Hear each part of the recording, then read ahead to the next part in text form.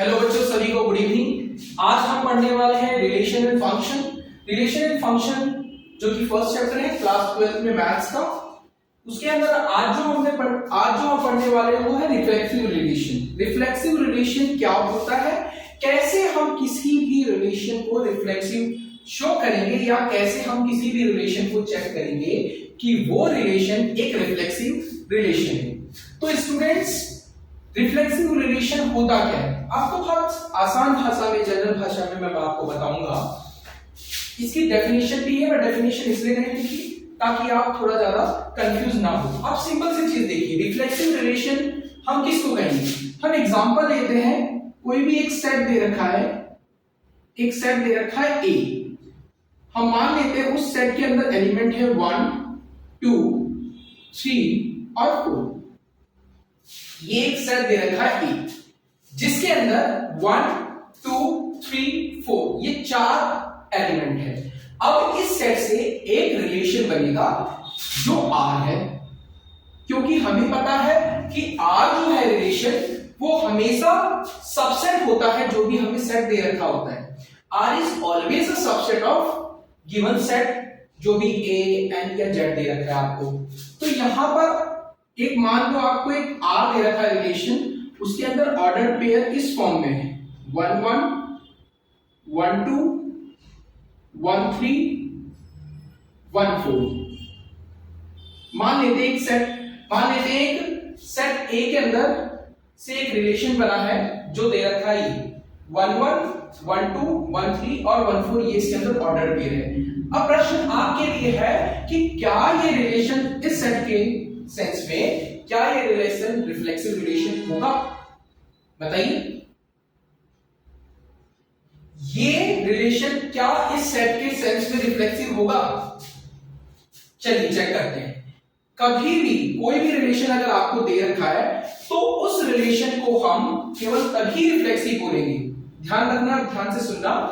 Are को हम तभी रिफ्लेक्सिव रिलेशन बोलेंगे जब जिस सेट में से वो आर बनाया गया है, जिस सेट में से वो आर रिलेशन बनाया गया है, क्योंकि आर तो सबसेट है एक का, जिस सेट में से आर बनाया गया है उसके सारे एलिमेंट, यानी सेट ए के एलिमेंट क्या है 1 2 3 4, सभी का ऑर्डर पेयर सेम आना चाहिए, मतलब सभी की इमेज सेम आनी चाहिए। जैसे ये है 1 1, तो इसमें 1 2 3 4 सभी आने चाहिए 1 1 2 2 3 3 4 4। लेकिन अगर हम ध्यान से देखेंगे यहां पर 1 1 तो है, 2 2 3 3 और 4 4, इन तीनों में से कोई भी नहीं है, तो हम इस रिलेशन को बोलेंगे नॉट रिफ्लेक्सिव। हम इस रिलेशन को क्या बोलेंगे? Not reflexive. क्यों बोलेंगे नॉट रिफ्लेक्सिव? क्योंकि इसके अंदर ना तो 2 2 है, ना तो 3 3 है और ना ही 4 4 है, जबकि ए के अंदर 1 भी है, 2 भी है, 3 भी और 4 भी है। ठीक है, अब एक रिलेशन और बना दो, इसको आपको बताना है 1 1 2 2 3 3 4 4 और मान लेते 1 और 3। क्या ये रिलेशन रिफ्लेक्सिव होगा इस सेट के सेंस में? हाँ, ये रिलेशन रिफ्लेक्सिव होगा। क्यों? क्योंकि ए के अंदर 1 2 3 4 है, सभी की इमेज सेम बननी चाहिए। जैसे 1 की 1 के साथ 1 1 2 2 3 3 4 4 और 1 3 एक्स्ट्रा है, तो एक्स्ट्रा से हमें कोई लेना देना नहीं है ऑर्डर पेयर से। बस हमें ये देखना है जो सेट के एलिमेंट है उसकी इमेज उसी के साथ में बननी चाहिए, सेट के सभी एलिमेंट की। 1 2 3 4 अगर एक भी छूटेगा तो रिफ्लेक्सिव रिलेशन नहीं होगा। तो इसके अंदर 1 1 भी आ रहा है, 2 2 भी आ रहा है, 3 3 भी आ रहा है, 4 4 भी आ रहा है, तो yes it is reflexive relation. शायद आप मेरी बात समझ रहे होंगे मैं क्या कहना चाह रहा हूं। ऊपर वाले रिलेशन में 2 2 भी नहीं आ रहा था, 3 3 भी नहीं आ रहा था, 4 4 भी नहीं आ रहा था, जबकि नीचे वाला जो रिलेशन मैंने अलग बनाया उसके अंदर 1 1 2 2 3 3 4 4 भी है, और वो 1 2 3 4 सारे एलिमेंट सेट ए में भी है। एक और रिलेशन बना लेते, मान लेते मैंने रिलेशन बनाया 1 1 1 2 2 2 3 3 3 4। अच्छा ये बताइए क्या ये रिलेशन रिफ्लेक्सिव होगा? सोचिए। Exactly this relation is not reflexive relation because 4 4 इस रिलेशन के अंदर बिलोंग नहीं कर रहा है, लेकिन जो 4 4 है वो ए के अंदर बिलोंग कर रहा है। मैंने अभी आपको बताया कि सेट के अंदर जितने भी एलिमेंट है उनकी इमेज उसी के एलिमेंट के साथ बननी चाहिए। 1 1 भी आना चाहिए, 2 2 भी आना चाहिए, 3 3 भी आना चाहिए, 4 4 भी। लेकिन यहाँ पर 1 1 2 2 3 3 तो है लेकिन 4 4 नहीं है। एक भी एलिमेंट मिस होगा, एक भी एलिमेंट, एक भी ऑर्डर पेयर मिस होगा तो वो रिलेशन रिफ्लेक्सिव नहीं होगा। चलिए अब आपके सामने मैंने 4 क्वेश्चन लिखे हैं, इन क्वेश्चन में देखते हैं क्या ये रिफ्लेक्सिव होगा या नहीं होगा। हम पहला क्वेश्चन लेते हैं, ये आपकी एनसीईआरटी बुक की है, एक्सरसाइज 1.1 के कुछ क्वेश्चन लिए हैं, उसमें से केवल मैंने रिफ्लेक्सिव पार्ट को उठाया।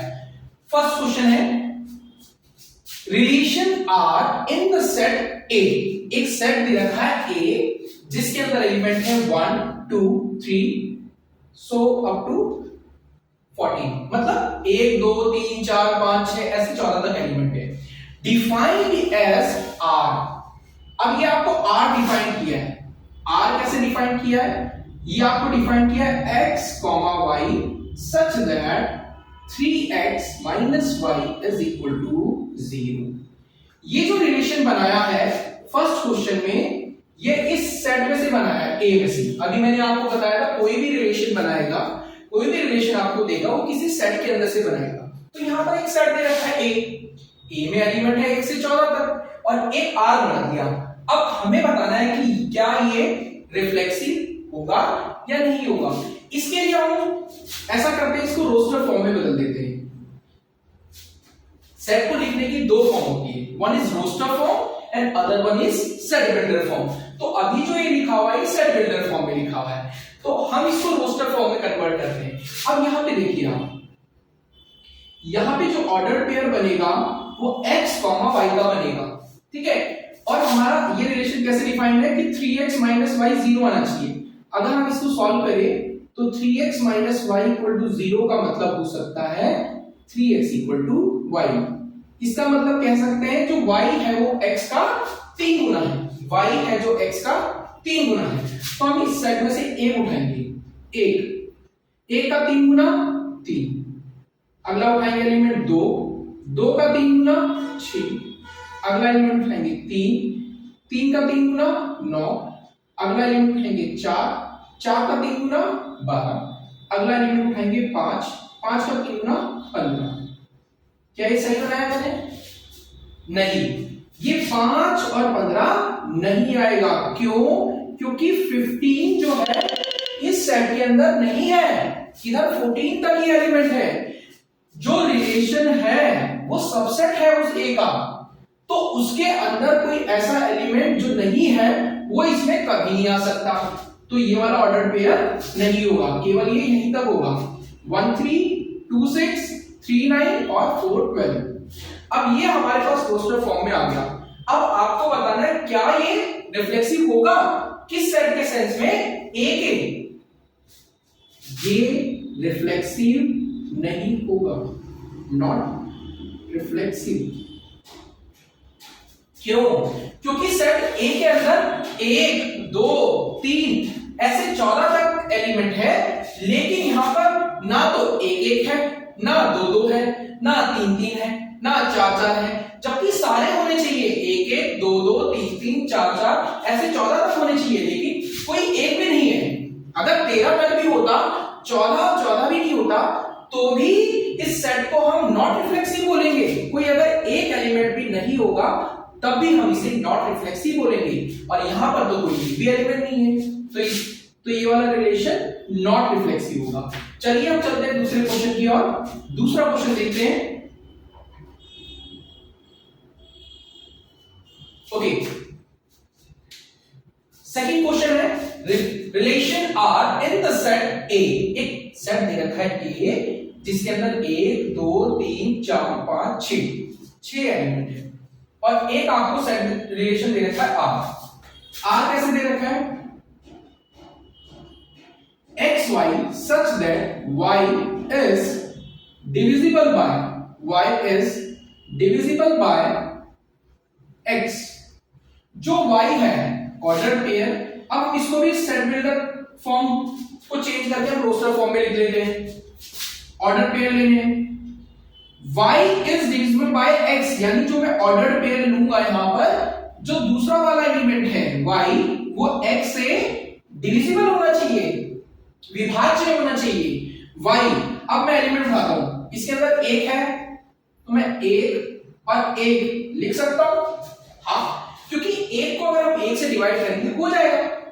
नेक्स्ट एक दो लिख सकता हूं, दो को हम एक से डिवाइड करेंगे वो भी हो जाएगा। मैं 1 3 लिख सकता हूं, 1 4 लिख सकता हूं, 1 5 लिख सकता हूं, 1 6 लिख सकता हूं, 1 7 लिख सकता हूं, नहीं, क्योंकि 7 इस सेट के अंदर नहीं है। अब अगला मैं क्या लिखूंगा 2 2, अगला 2 4 2 6, ये देखना सेकंड वाला एलिमेंट फर्स्ट से डिविजिबल होना चाहिए। अगला 3 3 3 6 4 4 5 5 6 6, ये एलिमेंट आएंगे, ये ऑर्डर पेयर आएंगे इसके इस रिलेशन आर के अंदर जब हम इसे रोस्टर फॉर्म में कन्वर्ट करेंगे। अब देखिए क्या ये रिलेशन इस सेट के रेफरेंस में 1 2 3 4 5 6 के रेफरेंस में क्या ये रिफ्लेक्सिव होगा? हाँ, ये रिफ्लेक्सिव होगा, क्योंकि ए के अंदर 1 2 3 4 5 6 के 6 एलिमेंट हैं और इन सभी के इस रिलेशन के अंदर रोस्टर फॉर्म में 6 के 6 एलिमेंट की इमेज सेम बन रही है। 1 1 भी आ रहा है, 2 2 भी आ रहा है, 3 3 भी आ रहा है, 4 4 भी आ रहा है, 5 5 भी आ रहा है और 6 6 भी आ रहा है। मतलब जो सेट के अंदर 6 एलिमेंट है वो सभी एलिमेंट की इमेज सेम बन रही है, इसीलिए यहां पर रिफ्लेक्सिव होगा। जो सेकेंड क्वेश्चन है जो हम कर रहे हैं, इसके अंदर जो ये आर है, आर रिलेशन है, वो रिफ्लेक्सिव होगा। चलिए चलते हैं थर्ड क्वेश्चन की ओर।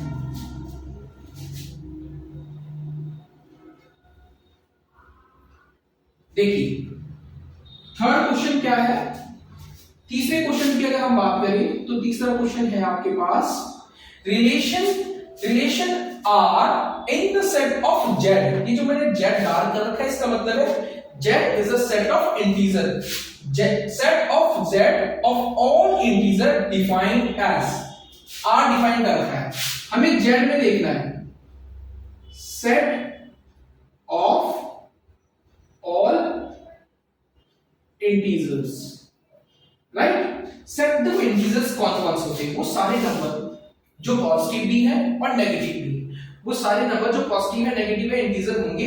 बस जो अपॉन वाले नंबर से जैसे 1/2 3/2 ये इंटीजर नहीं होते।